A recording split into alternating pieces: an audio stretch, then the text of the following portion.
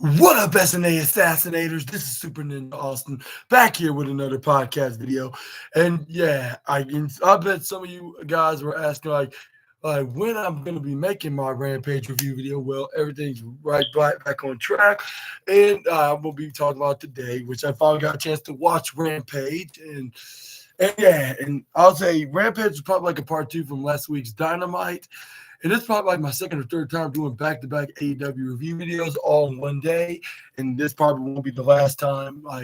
But maybe like I do back-to-back like AEW shows, like back-to-back I was like probably two of them is gonna be the bare minimum, bare maximum, I should say, because they're probably gonna be two shows that's gonna come on every single week. I don't have to worry about that. I'm just gonna keep doing it every Wednesdays and Saturdays, Collision and Dynamite, and my last Dynamite show will probably be on the last Friday of this month in this year, which is the last day of the year of 2024, and they're probably going to just cancel Rampage altogether. But let's enjoy it while we can, like with some good matches from the Continental Classics, which I think, in my opinion, probably was definitely was the first place spot, was probably I'll say the main event, but we're going to start off with the opener, or no, before I get into that, we also got like a squash match on top of that, but we're not going to get into that until after we get to this match, because it was Okada and Mark Briscoe that was in this match in the Blue Leagues, like into their second round. Is where they grappled around until Mark Briscoe nearly chopped him with a knife and chop. This is where Okada stopped. This is where he kind of teased him with a little what's that called, a little.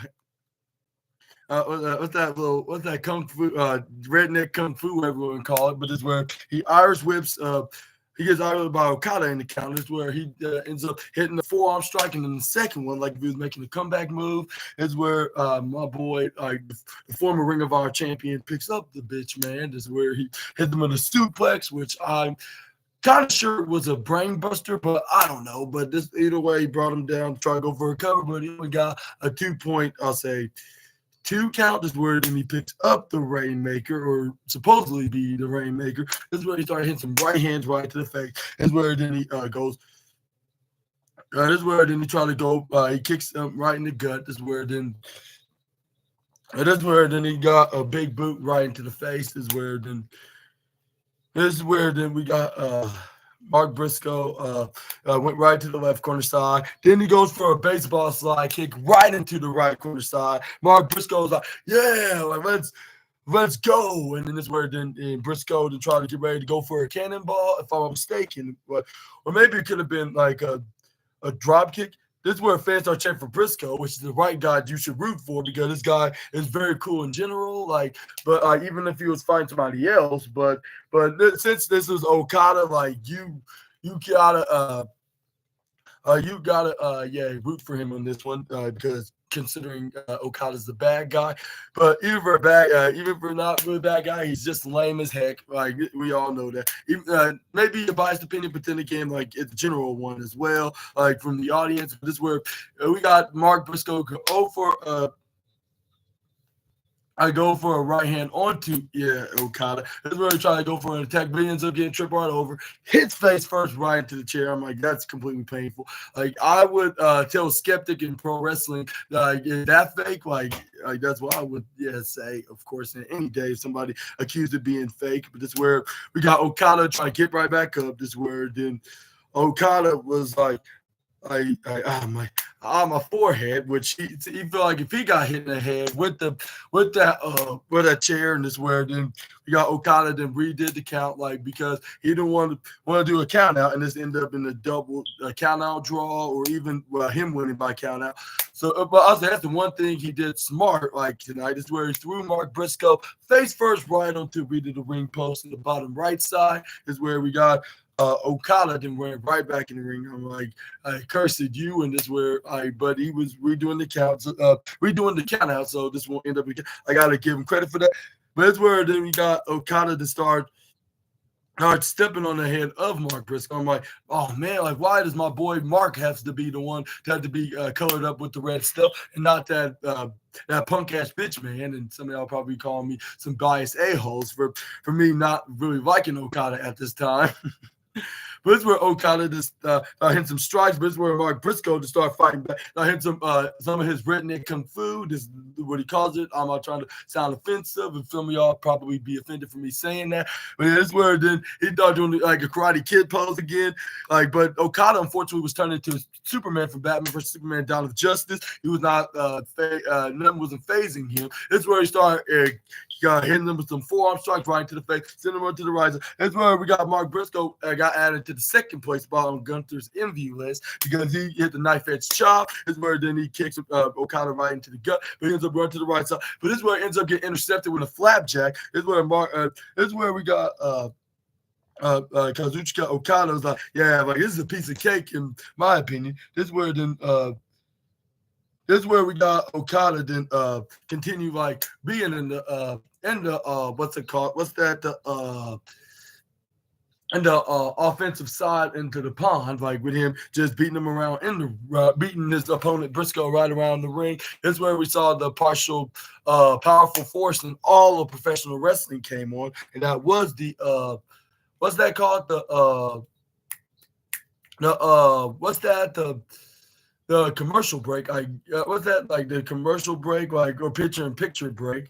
This is where then once the advert came back on, we still saw Okada in the offensive side until what's his name did? Mark Briscoe did like he this is where then he was in the he got into the back into the offense and started making his comeback known by hitting his running strikes and yeah, his kung fu, which I think I said a bit too much.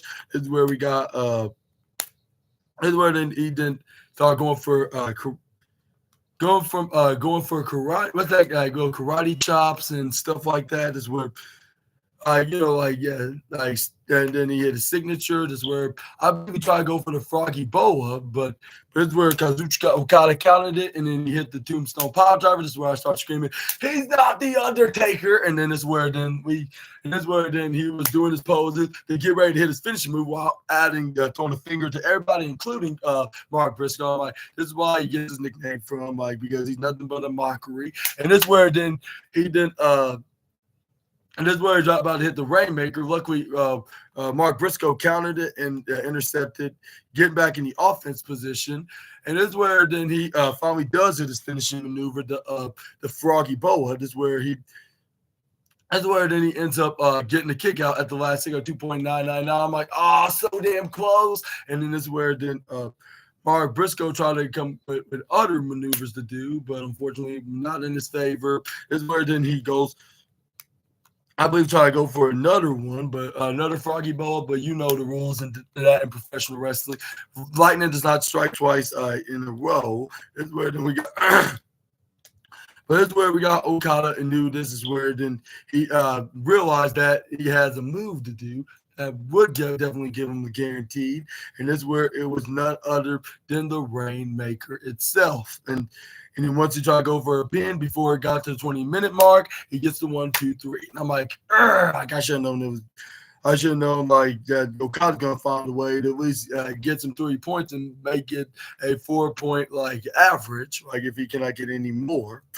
But yeah, what was your thoughts on this match? But I hate to break it for you assassinators that are a huge fan of the guy and the current Continental Champion, but I just think that it was not much of a great performance. I'm just kidding. Nah, like I can't take that away from him. Like it's one thing of not being much of a fan of this guy at the moment, but I don't have to be too biased to the point that take his crops away.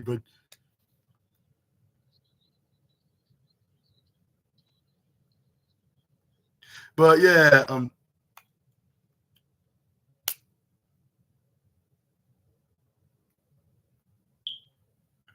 But yeah, I gotta admit that was a really good contest with both men. We're trying to get some 3 extra points, like with Briscoe still, I'll say, lagging behind, while Okada got a draw with Daniel Garcia a month ago. And this where, I'll give this match the 3rd place spot of the night of Rampage. And this where, that's where we move on to the next slide. Is where we got what happened next? I totally forgot. But yeah, that gets the second place spot. I mean, that gets the third place spot. While we got, oh yeah, this is where we got Daniel Garcia. Like he took on what who it was? It was Beast Mortals. That's who it was. This is where we got this is where Daniel Garcia then took. This is where he then fights Beast Mortals. You know, like in typical wrestling fashion, with them going back and forth, start grappling in the ring until Daniel Garcia and somehow got. That's where and he goes right up into onto Beast Mortals, offense side, but he's still struggling with the beast like bull luchador, whatever you want to call him. When that's where then but yeah, this is where we saw Beast Mortals had some offense and toying with the former TNT. I mean, not former, the current TNT champion. I guess you could say. I meant to say this is where he started stomping right into the stomping onto him right into the corner. That's where then we got that's where then we got what's his name? That's where what happened next? It was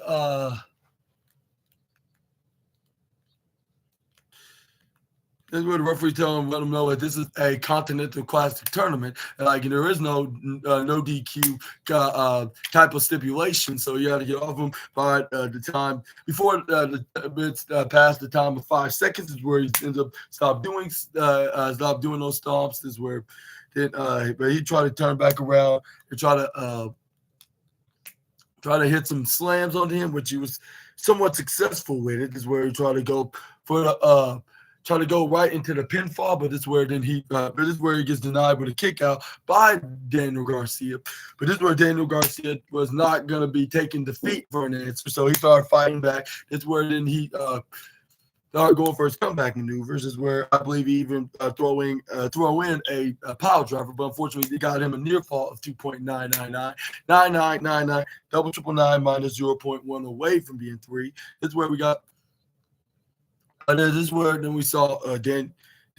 I believe he got right up on the top rope for one spot, but this is where he ends up getting nearly denied by what's his name, Beast Mortals. But this is where we got Danny Garcia managed to got each other down. This is where I believe he was trying to hit his finishing maneuver, which I believe was the what's that called, which I believe was his what move was what was that, the brain buster or the pile driver? Or I think he was trying to go for the what's it called? This is where I believe it was the Dragon Slayer, which you should have called the Beast Slayer at this point. No, that'll be copyright infringement from a former Beast Slayer, but now he's a visionary, over the other company, which I believe that company does own the rights to that name. So I guess perish the thought. This is where then he goes for that maneuver. This is where it got countered into a surprise roll up, with an inside cradle package, which that turned in. But Daniel Garcia turned into his version of the inside cradle for the 1, 2, 3, and the winner of this match, Danny Garcia. This is where he wins the match. He scores 3 points, just like the guy he faced last week. Now what's his name? Mark Briscoe the following night, while Okada faces what's his name? Kyle Fletcher. But this is where we got Chris Jericho then got on in the ring because Matt Cardona answered the challenge the previous night at the latest Ring of Honor show, which he's gonna be the next challenger at the Hammerstein Ballroom, in his hometown of New York. This is where Chris Jericho called himself the King of New York. While he got in the ring, when he put on this very hilarious cowboy hat. This guy's definitely not gonna get tiring to watch anytime soon. Even if he's 160 years old, I still think he's very funny as hell. This is where Chris Jericho said So then also then finally addressed his new challenger for his ROH World Championship, which is going to be the home state hero of New York in the final battle event, which is the husband of that residential Karen on the other company where we love high pitching and saying her name, which I'm not sure if I should say it right now because she is in that company. But her husband Matt Cardona is going to be challenging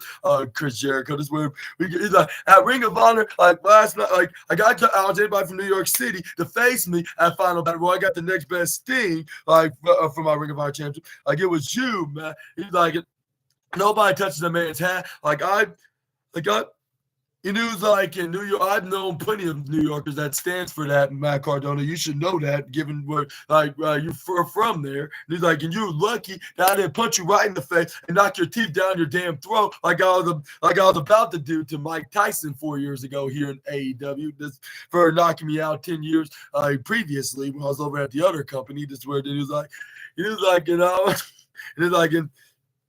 And but no worry, Jake Paul already took care of that for me. But I still want to get a piece of him. This word then he was like, and this word then this word is like and he's like, and I still haven't forgotten about you slapping me like this.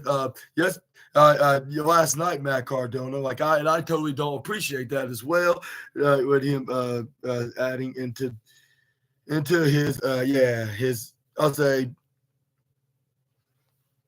Complaining to the king of the indie god or the indie king or indie god. Yeah, that's what his name is. Yeah, the indie god. Like because he's the pro in indie wrestling. This where then Chris Jericho like if you were here right now, like you have no idea what I would do to you. This is where he ends up turning up.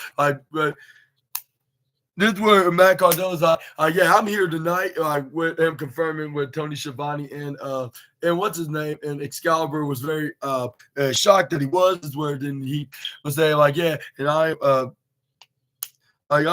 I'm always prepared, and I'm also prepared for a fight. And in the final battle, like it's an opportunity of my career, Chris. And then this is where you can do that. I'm not that same kid that you met 15 years ago. Like I've been busting my ass off from the past 5 years to reinvent myself, and that's exactly what he did. Like I'd say, especially ever since he left that other company. This was like right in my backyard in the ballroom. Like in my home turf, like I don't care about proving anybody wrong. I care about proving myself right, and that's exactly what's going to happen when I beat you for the Ring of Honor World Heavyweight Championship. And that's where fans are cheering him like if he's the fan favorite babyface. Well, he is in this rivalry, and this where Chris Jericho then responded back saying, I want to make something absolutely clear here. Like, I respect everything you've done, Matt. Like, man, I really do. Like, because you have definitely reinvented yourself in the last few years. You're a way big star here right now, 2024, than you ever were from the last 15 years, especially in that other company. That's absolutely true. His 10 year in that company, it's true. He been successful at every company he's been ever since he left there, and it's where then he's like, but it's funny to me though, like even after all those things that you accomplished, and then those half a dozen world championship reigns in the other company, like at the end of the day, you're still a Zach. And I was like, man, like this was comedy gold right here. This is why I started dying with laughter and crying with golden tears in my golden tears in my eyes because this was totally comedy gold. Like with him referencing his old name, he definitely killed it. With him killed it right here with him just basically just roasting the guy onto the segment. This is where then Matt Cardona did fire right back with a humongous slap across his face. It's where then Chris Jericho then hit a slap right in the back at his face. Chris Jericho slapped him across the face to make matters worse. This is where Matt Cardona didn't tolerate that. Is where he slapped him right back. This is where then he brings him right down here with some right hands. But this is where Brian Keith came out here zooming in because he was disrespecting his teacher. And you know what he do to people that disrespects his learning tree teacher? He kicks their ass, and that's where but this is where he ends up getting his ass kicked by Matt Cardona when he spotted him a mile away. Like if he was a Super Saiyan, he started beating him up. This is where like when Chris Jericho turned him around, started beating him. This is where we got what's his name? Brian Keith started hitting some elbow strikes right to the face. They started double teaming him in a 2-on-1 disadvantage where we got Chris Jericho to take a page out of a fellow AEW wrestler's playbook that's also a champion, but most specifically in the AEW roster, which is Mariah May. Started whipping what's his name, Matt Cardona with that championship like she was doing with what's her name, Mina Shirakawa. Is where then we got Brian Keith and then grab that belt buckle. That belt buckle that Martha Hart gave Chris Jericho. He brought it around his fist. He hit a big right hand to the face onto Matt Cardona to get justice for his teacher. And yeah, that shows you like you should never mess with the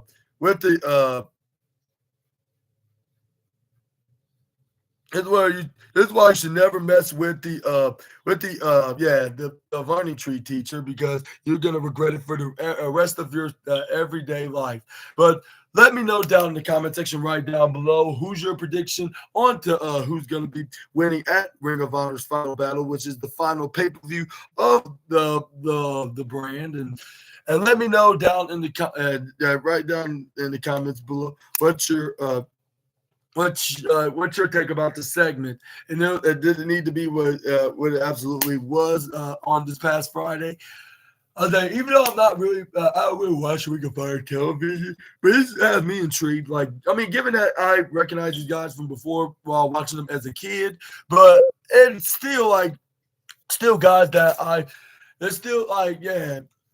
Even though it's it's gonna be on Ring of Honor, I'm still thinking about finding a way how to watch this match, because this is low key a very intriguing world title feud. Even though it's only for probably one night only, because it's gonna be in the hometown hero, and it has to be one like to get them over and get Jericho over as a heel. What else happened next on AEW Rampage this past Friday? I'm trying to think. It's right in the tip of my tongue. I think it was Deonna Purrazzo and Taya Valkyrie. They were in action with these enhancement girls. Like this where then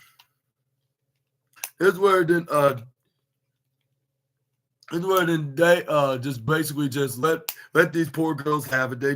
It's completely just squashed them into a very brutal mess. It's where we got one of them that was in one of them that was on the apron that haven't been tagged in. Anyway, he got I heard you're not much of a really good and helpful insurance, really good insurance agents. And this is where she was like, "Are you sure you have a license, or are you sure that you're a licensed agent?" And this word then Valkyrie then thought that it looked like like if this girl said something very insulting to make her to the point she did something insulting, like if she just said called her an insulted word, that's also a bad word. And this word then she speared her right into the door. Now, you don't talk to my boss like that. And I'm like, oh, like that's who's I know who's the boss into this insurance organization, I guess you could say, because I guess what's her name's the owner, while what's her name's the assistant manager of Taya Valkyrie, which I thought they were just business partners and they were just working together. Like, and that kind of shocked me. But she speared her. This is where we got Deonna Purrazzo knocks out the other one. This is where she hits that devastating armbar onto onto her opponent that was in the ring. This is where she made her tap by lifting up her arm, bend her. And I was like, if she could do it that way, if she did this to other women in the roster, like that's actually more of the stars in the company, like, and that's currently holding the women's champion. So what's her like a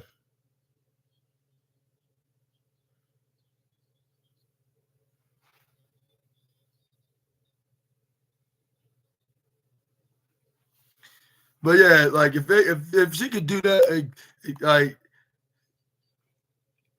if she could do that with any other women, like maybe she'll be women's champion by now. This is where we got, but this is where we got the main event match of the night, like which I'll say the golden trophy of the night. But I totally forgot to tell you, assassinators. I would give the I'll say maybe the I'll say maybe I'll give the the I'll say the Daniel Garcia match, even though it ended in the surprise roll up, and some of y'all probably is like, how come you're giving that the silver trophy of the night and not the Okada versus the Mark Briscoe match? Well, maybe it's a biased opinion. I got to agree. I cannot deny that. But I just think that Daniel Garcia getting a win, like, is really great to see, like any day, even if it's a surprise role, and it does make his character even more entertaining because he just knows how to get a win one way or another. And I love his motive and ambitions of do anything what it takes to become to get on top and become the and trying to do everything that try to do anything he can to do anything he can to get a W, and like in the more in an honest way, not in the dishonest way, like in the other wrestlers that are in the dirty position, I guess you could say. But yeah, let me know in the comment section right down below how would you rate this. But moving on, we got the main event, the match of the night, I guess you could say. Going to it is it.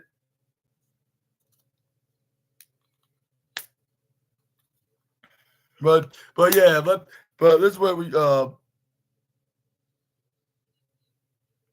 yeah, but yeah, it was Ricochet and Commander with a K, and these guys definitely, completely flammably put burn the roof off from the top, and here's where we got.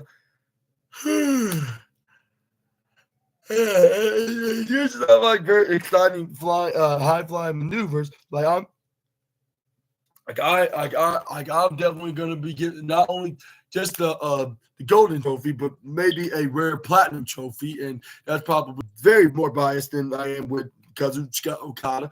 But yeah, they definitely did exactly like what I came to watch, and that was some flying fun stuff like that they are good at. Like with them, like going right up on the top rope after getting their grappling battle, like with Commander Decay going for a hand, like walking right into the into the top rope, like this with what's his name trying to keep up Ricochet. This is where he didn't start going for flying maneuvers as well. This is where we got like some counters though. Like this is where we saw Ricochet. I believe Irish whipped him right in one of the corners, which I assume was in the bottom left side. This is where he goes for a flying monkey flip, right? And this is where we got Commander Decay hits face first, right onto the. Right, this is where this is where we got Commander K try to go for like a headlock, which is where Ricochet counter. This is where he sent him right to the bottom left side. This is where we got Commander K try to counter, kick him right in the Ricochet in the face. This is where then he goes like over a handstand walk right into but it gets it's a gear kick right now, got right into the outside. Ricochet then hits a topping suicida right into the all the way right into the back. This is where then we got Ricochet throwing Commander Decay right back in the ring. This is where then he didn't go right up to a springboard, to a flying cross clothesline. This is where then we got Ricochet going for a pin onto Commander with a K, but Commander can instantly kick out at 2.8. That's where then we got what's his name? That's where we got then eventually start going for their finishing maneuvers, but that ended up not happening anytime soon. This is where then we got Ricochet managed to get back in control. This is where then he hit that even hits the but yeah, he still couldn't get him at what's that with the 630 splash, if I'm mistaken. Yeah, this is where then he had a better idea. This is where then he pointed at him like, "All right, you're mine now." This is where then he hits that flying clothesline, 1, 2, 3, and the winner of this match, Ricochet, that scored yeah, I believe that scored 3 points, if not extra. Did he? But let me know in the comments below what was your opinion about AEW Rampage yourself, and I hope I did entertain you assassinators at this time, like with this video. Make sure to check out my next one, which is gonna be my back-to-back AEW review video, which yeah, you don't often see me do, but I will see you on to the next video. Feature the continuous what's it called, Continental Classics, and yeah, I hope y'all enjoy this video, and I hope yeah, like I said, I hope making your day like today and making it happy, because that's what I like doing for you assassinators, and it is where